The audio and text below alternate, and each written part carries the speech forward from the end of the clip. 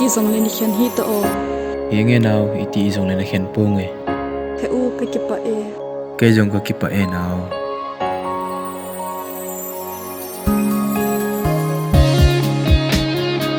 oi nu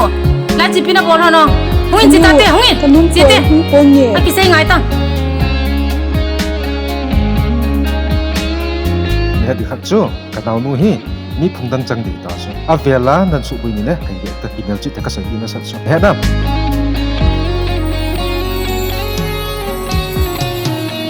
se tin kwa tia ga dei than thi chân gi a ding in la lam thung zo de lo ki nep na bang zo lo golin media ni gelem zo po ni khan khu chen na pa zin ye gol ki lung la ya ha hum ki hin tin golin lai gil ga cheng mun pin tin ka ngai na hin tin ken hoi a ul do hi bang ta ngam gol nang lo ken nop na din kam so foi se lei chung ai hin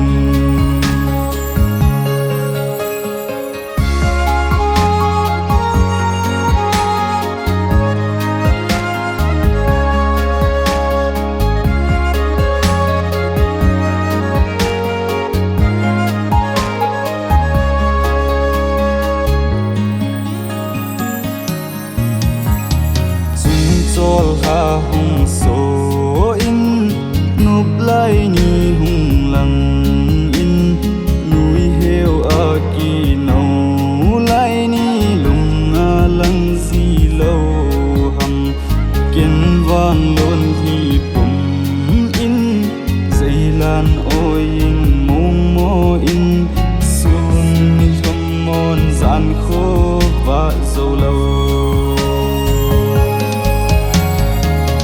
si som leng ni kom leng in no min va kom zi in ke hoi a leng tang em ngei la mul pong le ta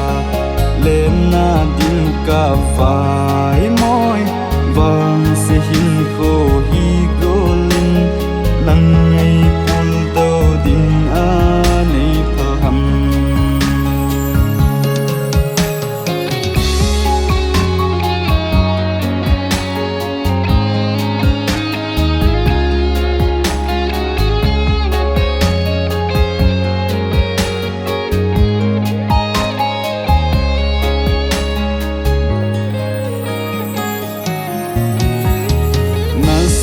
nan ham sang phan lang no min ne hin mil mai tan ken zong nang ngai mil na ding lung hin gel mai ta ni ban din ha sa le